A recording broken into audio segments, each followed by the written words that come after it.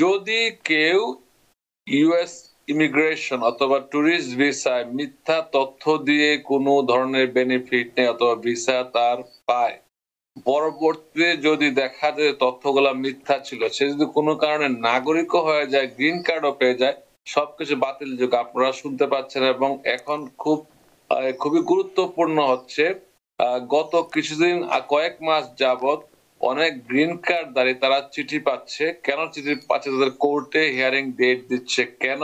খুবই আশ্চর্যজনক ঘটনা। তারা ইমিগ্রেশন এখন আগের অ্যাসাইলাম ডকুমেন্ট গুলো তারা রিভিউ করছে। যাদের গ্রিন কার্ড আছে তাদেরকেও যদি দেখছে তারা ফ্রডের কোনো আশ্রয় নিয়েছিল আগে ডিটেক্ট করতে পারে নাই, এখন তারা ডিটেক্ট করে এগুলাকে গ্রিন কার্ড বাতিল করে কোর্টে পাঠাচ্ছে। কোর্টে নোটিশ দেওয়া মানেই হচ্ছে আপনার গ্রিন কার্ডের আর বৈধতা নাই, আপনি আবার নতুন করে জাজকে বুঝাতে হবে এবং উইন করতে হবে, এছাড়া আপনার গ্রিন কার্ড বাতিল। এটাকে বলে এনটিএ, নোটিস টু অ্যাপিয়ার। যখন কোর্টে পাবেন তখনই কিন্তু আপনার গ্রিন কার্ডের মেয়াদ বাতিল হয়ে যাবে, আপনার দেশের বাইরে গেলে আসতে পারবেন না। এই ক্ষেত্রে সবসময় আমরা বলি সত্যের মধ্যে থাকবেন, কোন ধরনের মিথ্যা তথ্য দিবেন না।